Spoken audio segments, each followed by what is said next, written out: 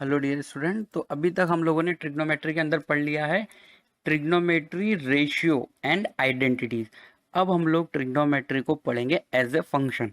तो जैसा कि हम लोगों ने chapter number 2 relation and function के अंदर समझा था फंक्शन के बारे में कंसेप्ट।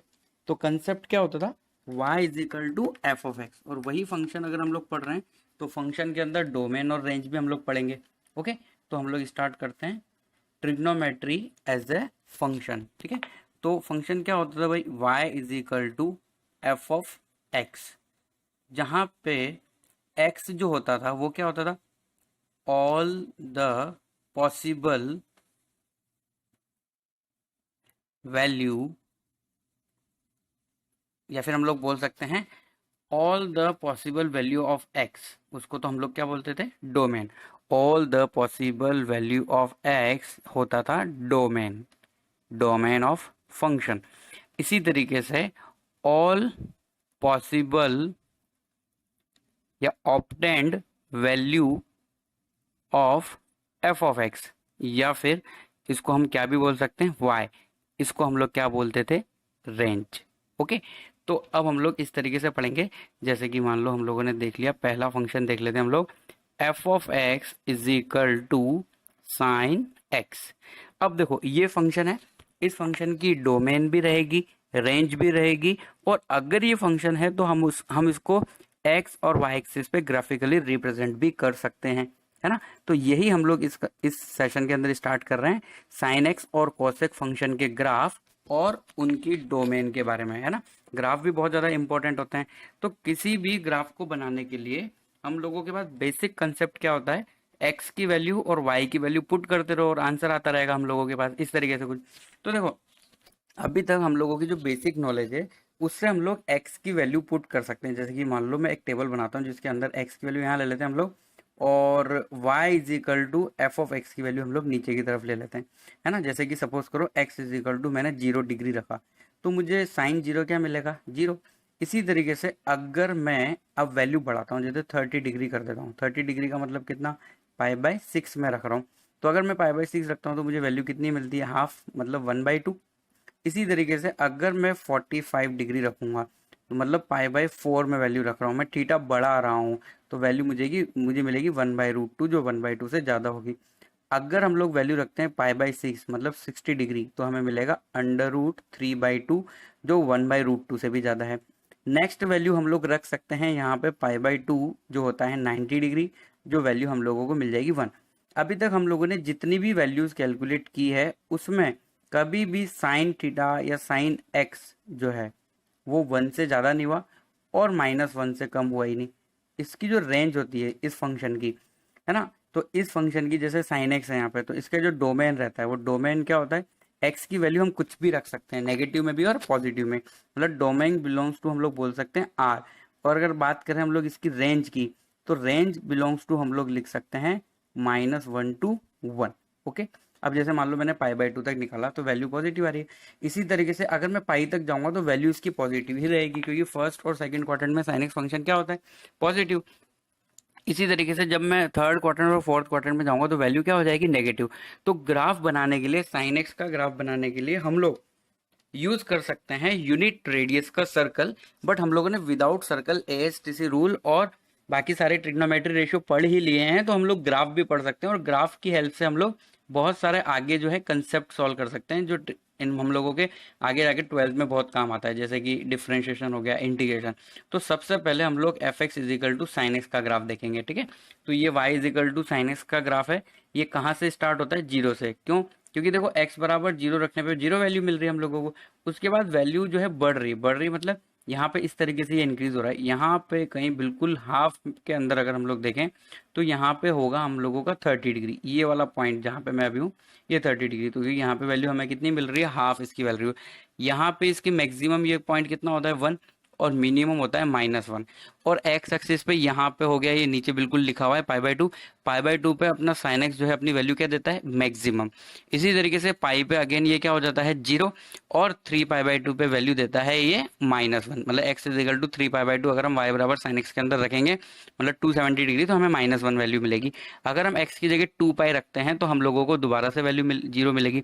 तो देखो यहां से लेकर यहां तक का जो ग्राफ है, ये ही ग्राफ आगे जाके दोबारा रिपीट होता है। देखो ये यहां से इस तरीके से ऐसे चल रहा है, ये इधर से ये ऐसे वेव है ना। अब यहाँ आने के बाद दोबारा ये ऐसे ही रिपीट करेगा अपने आप को, फिर इस तरीके से ये रिपीट करेगा, फिर ये इस तरीके से रिपीट करेगा। तो ये फंक्शन अपने आप को पर्टिकुलर इंटरवल के बाद क्या कर रहा है, रिपीट कर रहा है, तो उसको बोलते हैं पीरियड, है ना। तो ये साइन एक्स एक पीरियडिक फंक्शन है। Sine x is a periodic function, sine x is a periodic function, है ना। पीरियोडिक फंक्शन की डिटेल्स हम लोग जब पीरियोडिक फंक्शन के बारे में पढ़ेंगे 12th में, तब हम लोगों को पता लग जाएगा। बट साइन एक्स पीरियोडिक है या फिर पीरियोडिक फंक्शन होते क्या हैं, ऐसे फंक्शन जो पर्टिकुलर इंटरवल के बाद अपनी वैल्यू रिपीट करते हैं। तो यहाँ पे इसका जो पीरियड है वो कितना है, period is equal to 2 pi. After 2 pi interval sin x will repeat its value. इसी तरीके से cos x का भी 2 pi ही रहता है। ओके, तो यहाँ पे हो गया हम लोगों का मैक्सिमम और मिनिमम का। हम लोग ऐसा मतलब बोल सकते हैं कि sin x जो है -1 से बड़ा और जो है +1 के छोटा होता है। मतलब sin x की मैक्सिमम वैल्यू हो सकती है 1 और मिनिमम वैल्यू होती है -1। और अगर हम लोग डोमेन की बात करें, डोमेन ऑफ f मतलब y, अगर मैंने y बराबर f of x is equal to sine x माना हुआ है, तो डोमेन हम लोग लिख सकते हैं इसकी क्या, रियल नंबर। इसी तरीके से इसकी जो रेंज रहेगी R F, range of function, तो वो क्या होती है -1 से 1, जो हम लोग पॉइंट नंबर 3 से भी देख सकते हैं। ओके, अब देखो इसके अकॉर्डिंग हम लोग कुछ और रिजल्ट भी निकालते हैं। जैसे कि सपोज करो एग्जाम्पल, किसी ने तुम्हें बोला y बराबर साइन 3x है ना, तो इसकी डोमेन बताओ। तो देखो साइन के अंदर कुछ भी रख दो, उसकी डोमेन वही रहेगी, है ना। तो साइन 3x हो या साइन 5x हो या साइन 1000x हो, ये रहेगा -1 से 1 के बीच में। तो कब इसकी रेंज चेंज होगी, तो रेंज जब चेंज होगी जब इसको किसी नंबर से मल्टीप्लाई कर दिया जाएगा। जैसे कि y बराबर, सिंपली अगर मैं ऐसा लिख देता हूँ 5x + 3, तो देखो 5x + 3 मैंने अंदर लिख दिया, तो इसकी रेंज -1 से 1 ही है। अब इसकी रेंज कब चेंज होगी, जैसे मान लो मैं यहाँ पे बाहर लिख देता हूँ 2, यस, अगर मैंने यहाँ पे 2 लिख दिया तो इसकी रेंज भी जो है वो -2 से 2 हो जाएगी। मतलब साइन एक्स की रेंज -1 से 1 है ना, -1 से 1, और बाहर मल्टीप्लाई है 2, तो 2 को अगर तुम इस इंटरवल के अंदर मल्टीप्लाई करोगे तो ये कितना हो जाएगा, -2 टू +2, ये हो जाएगी इसकी रेंज। 2 साइन 5x + 3 की रेंज इस तरीके से चेंज हो जाती है। ओके, तो साइन एक्स जो फंक्शन है इसके अंदर हम लोग देख सकते हैं कि ये कहाँ कहाँ जीरो हो रहा है। देखो एक तो ये 0 पे होता है, फिर उसके बाद ये पाई पे हो रहा है, उसके बाद ये क्या हो रहा है 2 पाई पे, नेक्स्ट पॉइंट होगा 3 पाई पे। तो यहाँ से हम लोग देख सकते हैं कि साइन पाई, साइन 2 पाई, साइन 3 पाई या फिर साइन -पाई, देखो नेगेटिव में भी वही सब वैल्यू चल रही है ना। जैसा ये पॉजिटिव में चल रहा है उसी तरीके से ये नेगेटिव में भी चल रहा है। ओके, जैसे कि यहाँ पे -पाई पे भी इसकी वैल्यू 0 है, -2 पाई पे भी वैल्यू इसकी कितनी है, 0।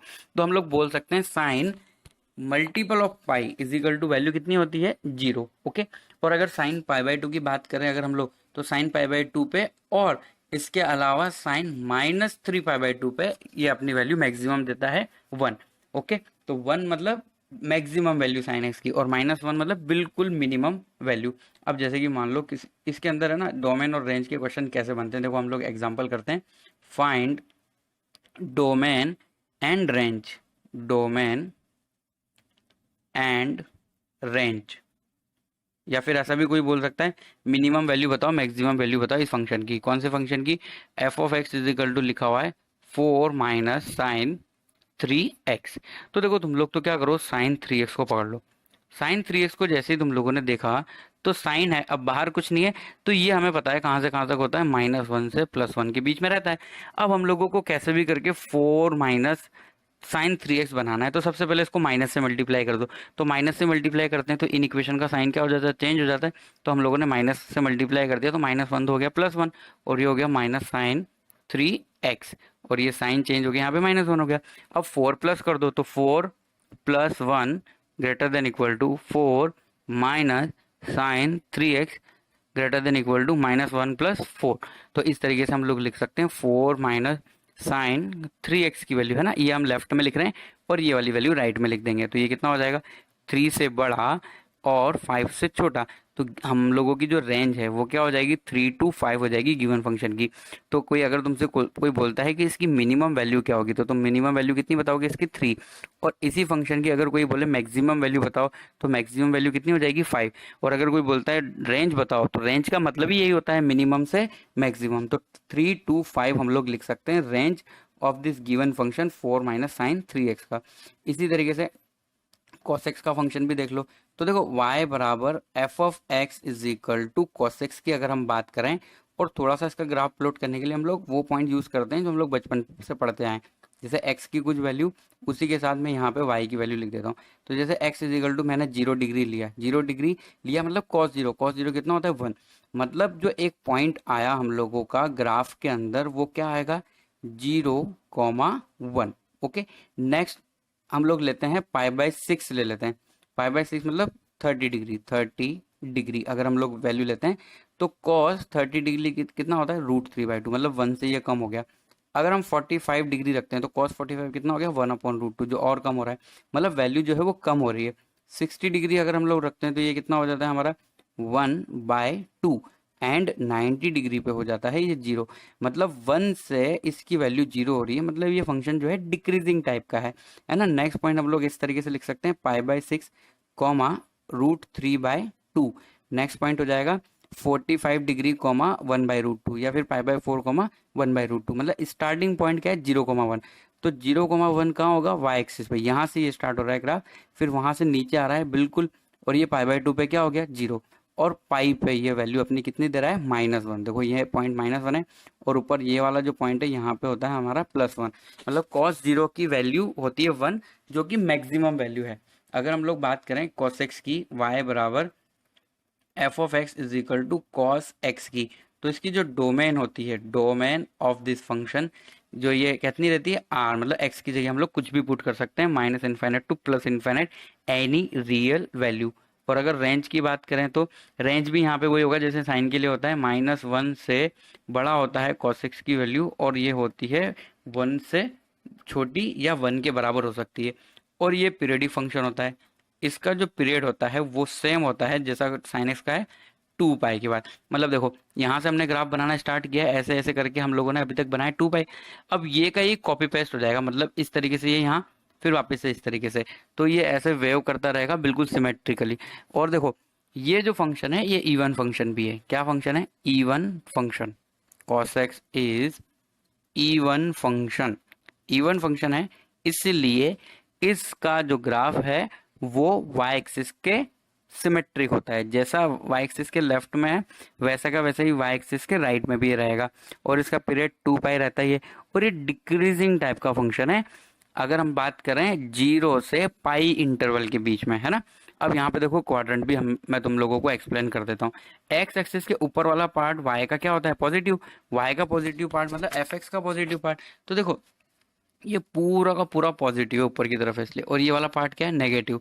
तो देखो यहाँ पे है 0 और यहाँ पे है तुम लोगों का पाई, तो 0 से पाई के बीच में फर्स्ट और सेकंड क्वाड्रेंट दोनों कंप्लीट हो गए। और अगर मैं यहाँ पे लाइन बनाऊं तो देखो ये कौन कौन से क्वाड्रेंट है, थर्ड एंड फोर्थ। पाई से 3 पाई/2 थर्ड, और 3 पाई/2 से 2 पाई, जो वो क्या हो गया, नेगेटिव। अगर -पाई से 0 की बात करें तो ये क्या होता है, नेगेटिव, वही वापस क्वाड्रेंट हो गया, और इस जगह ये ग्राफ क्या हो जाता है, पॉजिटिव। और ये इंक्रीजिंग टाइप का है, कहाँ से कहाँ तक, -पाई/2 से +पाई/2 के बीच में, है ना। इसका भी एक इंपॉर्टेंट रोल है जब हम लोग इनवर्स ट्रिग्नोमेट्री फंक्शन का स्टडी करते हैं, ठीक है। तो ये हो गया हम लोगों का साइन एक्स और कॉस एक्स का ग्राफ। अब देखो कॉस एक्स के अंदर भी बिल्कुल इस तरह से क्वेश्चन डेवलप हो सकते हैं, जैसे कि मान लो मैंने यहाँ पे साइन के अंदर तुम लोगों को कुछ क्वेश्चन करवाए, तो अगर यहाँ पे साइन की जगह कॉस कर दोगे तो इनका भी सॉल्यूशन बिल्कुल वैसा ही रहेगा जैसे अभी था, है ना। इसके अंदर देखो एक बात और सीख लो, जैसे कि मान लो y बराबर ऐसा लिखा है, example y is equal to sine square x. अब देखो हमने स्क्वायर कर दिया, साइन एक्स की जो वैल्यू है, साइन एक्स अगर हम लोग देखें कहाँ से कहाँ तक होता है तो ये -1 से 1 होता है। अब इस इंटरवल का क्या कर दिया, स्क्वायर कर दिया, तो साइन स्क्वायर एक्स, अब तुम ऑलरेडी पता है किसी का भी स्क्वायर कभी नेगेटिव तो नहीं हो सकता, हाँ 0 जरूर हो सकता है। तो साइन स्क्वायर एक्स की जो रेंज हो जाएगी वो कहाँ से कहाँ तक हो जाएगी, 0 से 1। अगर कोई नंबर यहाँ मल्टीप्लाई कर देंगे तो रेंज के अंदर भी वो नंबर मल्टीप्लाई हो जाएगा। ये हो गया हमारा सिंपल साइन और कॉस का ग्राफ। अब देखो हम लोग थोड़ा सा अलग करते हैं, जैसे कि हम लोग एक एग्जांपल करते हैं। कोई हम लोगों को ग्राफ बोलता है y बराबर बनाओ a साइन बी एक्स का, ठीक है। तो हमें क्या करना है, सिंपली जो साइन एक्स का हम लोग ग्राफ जानते हैं वही ड्रॉ कर देना है।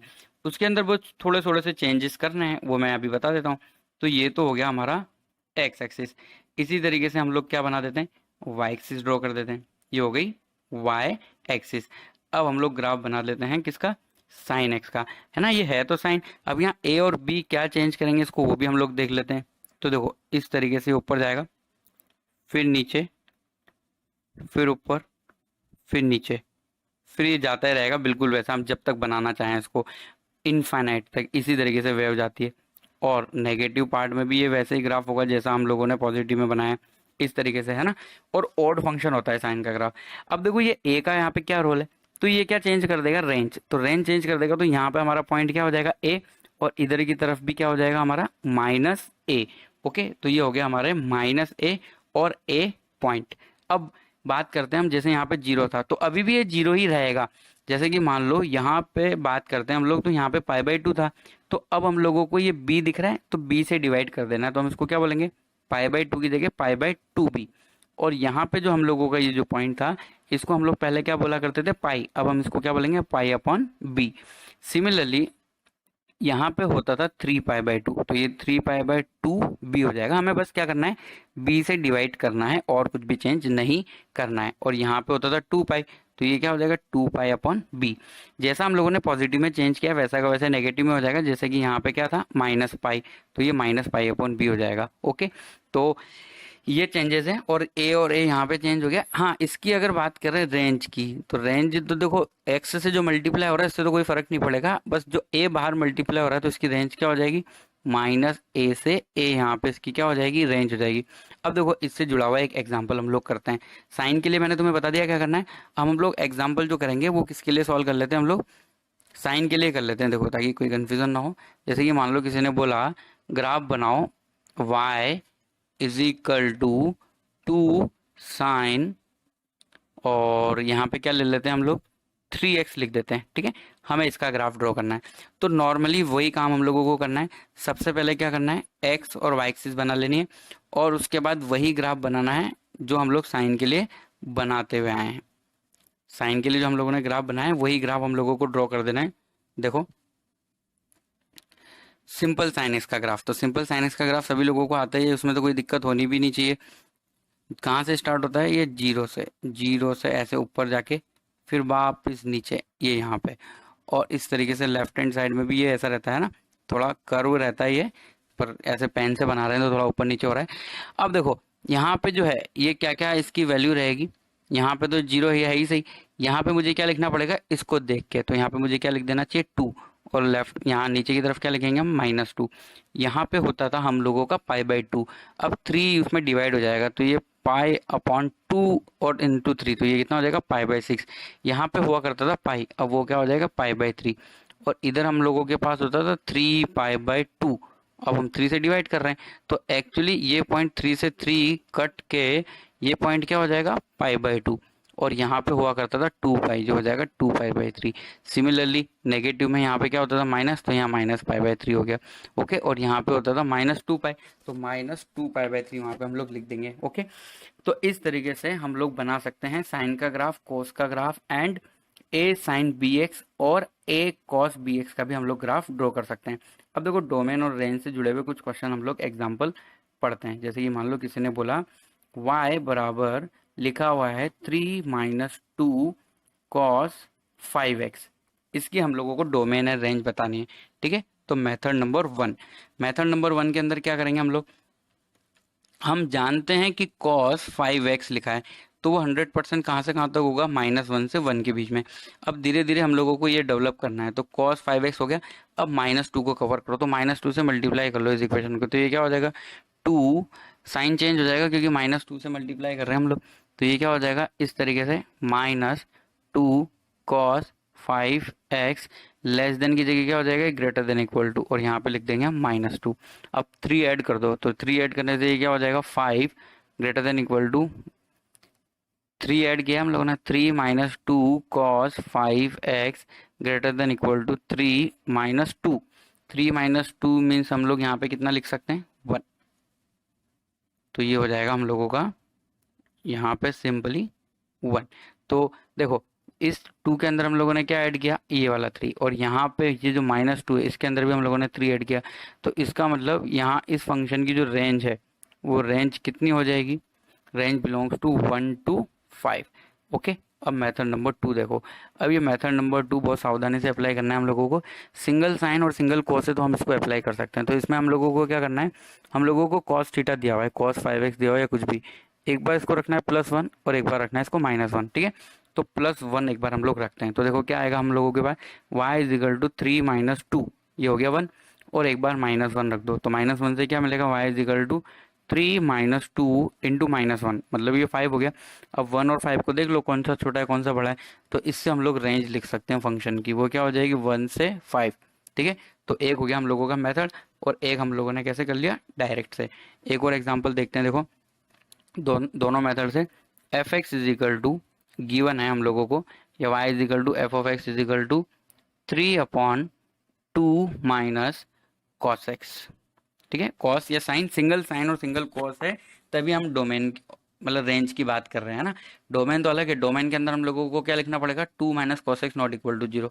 तो कोई दिक्कत नहीं है, 2 minus cos X not equal to 0 वो कभी होगा भी नहीं, क्योंकि कॉस एक्स किसके बराबर कभी भी नहीं हो सकता, 2 के बराबर पॉसिबल नहीं है। तो इसकी रेंज कैसे निकालें, तो हम लोग रेंज निकालने के लिए सबसे पहले कॉस एक्स को बता देते हैं कि वो -1 से 1 के बीच में। तो कॉस एक्स कहाँ से कहाँ तक के बीच में होता है, माइनस कॉस एक्स की वैल्यू -1 से +1 के बीच में होती है। अब यहाँ पे माइनस से मल्टीप्लाई है, तो ये क्या हो जाएगा 1 greater than equal to minus cos X, और ये साइन चेंज क्योंकि हम लोगों ने माइनस से मल्टीप्लाई किया है।